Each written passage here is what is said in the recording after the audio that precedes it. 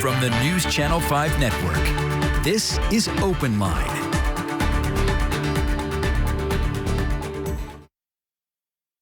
Welcome in, everyone, on a Thursday night here on News Channel 5 Plus. Rhori Johnston in the chair tonight for OpenLine. We appreciate you hanging out with us, and you regular viewers know the routine. It's an open line, which means we'd love to hear your phone calls as we discuss tonight's topic, which we will put up on the screen, and that is the Senate Democrats have a plan to pass a tax on billionaires. The billionaire tax, it's called. Will it pass? What do you think of it? Is it fair? We've got a lot to dive into tonight on this issue, and what a perfect guest we have with us tonight. Joining us via Zoom is Dr. Beverly Moran. She is a law professor at Vanderbilt Law School. Dr. Moran, thank you for being with us. Thank you for having me. And I could spend a large portion of the program reading your resume. It's quite impressive.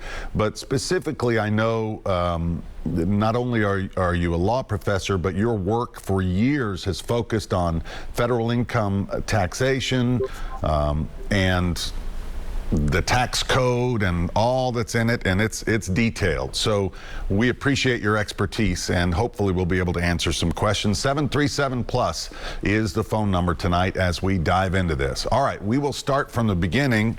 A little background now. We know President Biden finally got the infrastructure bill through, and now we go to the Build Back Better, or what they call the social infrastructure bill, which has been debated for quite a while. One of the things a lot of folks were concerned about, it, even some moderate Democrats, was the price tag of this particular piece of legislation, which I know now has been, through a series of compromises, reduced. But a lot of people say, hey, how are you going to pay for it? And one of those ways is this billionaire tax. Tell me a little bit about what you know. I know there's a number of proposals. Different Democratic leaders have different proposals as to how to raise revenue for this bill.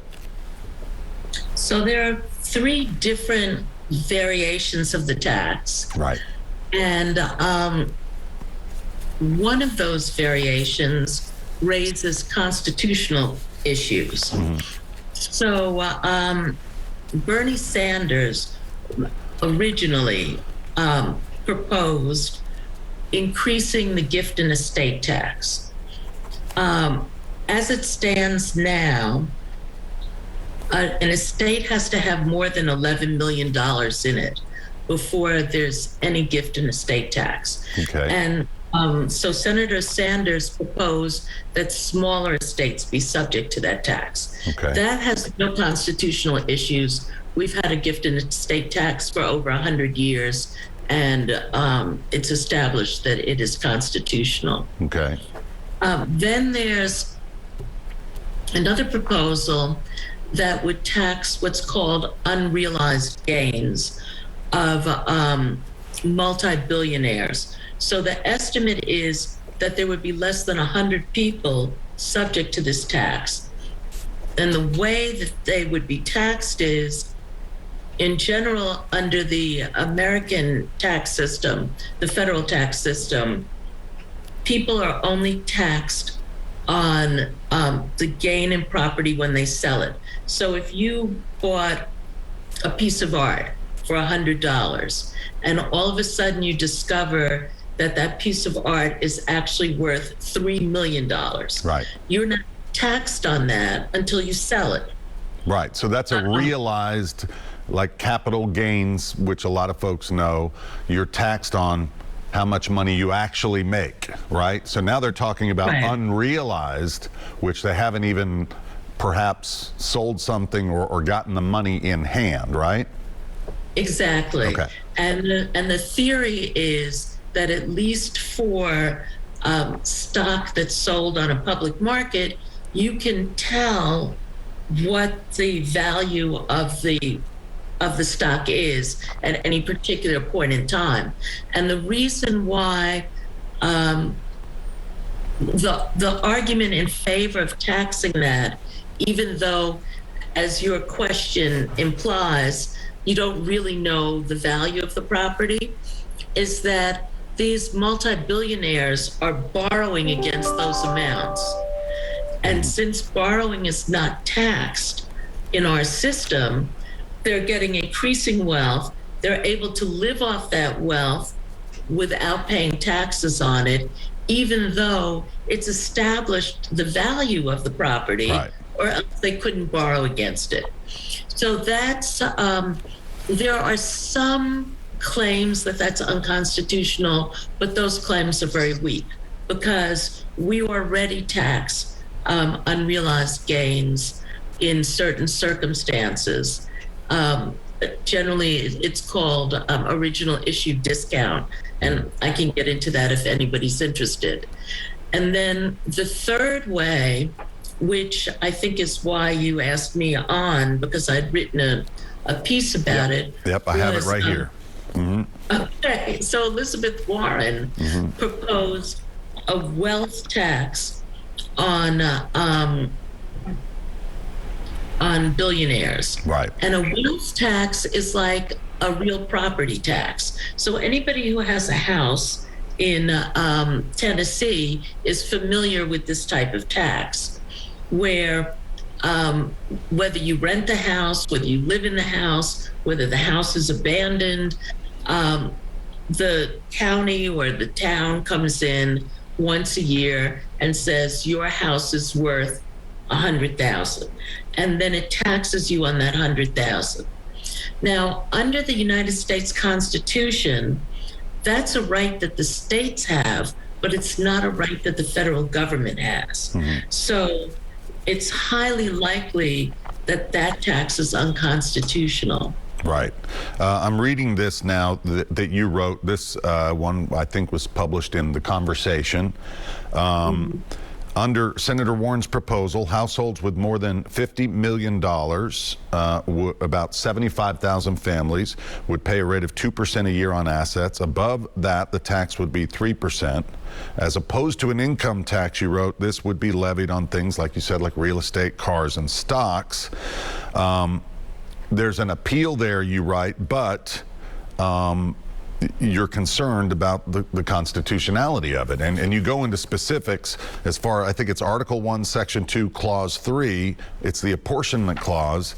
And then there's a link here to the history of the founding of the country and how they dealt with the southern states and slavery.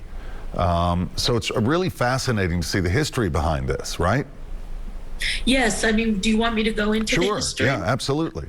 Okay, so as many of us will remember from our high school civics class and the development of the Constitution, what the Constitution, one of the things the Constitution was trying to do is take 13 essentially independent countries and knit them together in a way, for example, that the European Union is attempting to do now. Right.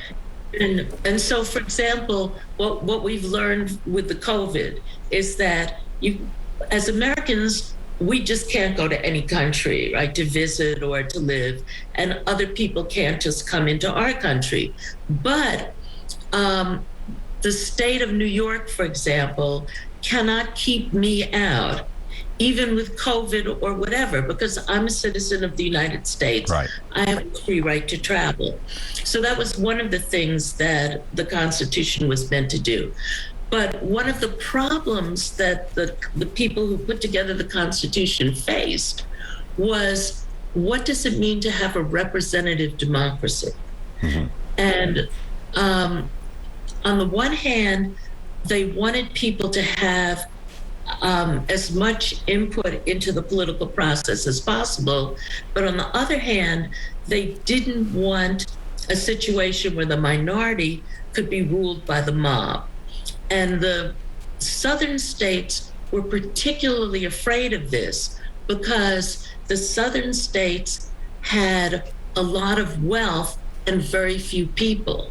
Right. So in terms of the ability to vote, even if all the Southerners had voted one way, their votes could have been overwhelmed by Northern votes. So certain things were placed into the Constitution in order to protect against that. One thing was every state having 2 senators. Another was the 3/5 rule, that even though people who were enslaved couldn't vote, they were counted in the census. So the southern states got more congressmen than the, and a third way was this apportionment clause, because the southern states had all the land and the northern states had all the people. So the southern states were afraid that the northern states would dominate the Congress and they would pass a tax on land. Right. And the southern states wouldn't be able to protect against it. So the apportionment clause says that if you have a direct tax, which means that you don't have to do anything, just the fact that you have something subjects you to a tax, that you couldn't have a direct tax unless that tax was the same per person throughout all the states. So if the tax was $5 per person in New York, it had to be $5 per person in Tennessee. And the only way to do that is with what's called a per capita tax, where everybody pays $5 or everybody pays 50 cents. Right. And that's why wealth taxes are only allowed for the states. Got it. Got it. Which, by the way, I think you wrote here that obviously we know the 3/5 compromise was abolished by the 14th Amendment, but as the years progressed, obviously more people moved to the South, right? Yes, they did. And so we see the South having more and more congressmen. Right. But more nevertheless, they have more representation. But if, for example, senators were eliminated, the political power for the South would decrease, not as badly as, for example, for the Midwest. Right. You know, states like North Dakota, South Dakota, Montana, you know, these states in the upper Midwest, I guess, would really be hurt. Yeah. All right, we got a little history background. We're going to take a break, and then we're going to dive into what's happening right now in Washington. We want to hear what you think of this human infrastructure bill, and we'll kind of dive into how we're going to pay for it and what you think. A lot of questions here. We hope to hear from you. Stay with us. We'll be right back.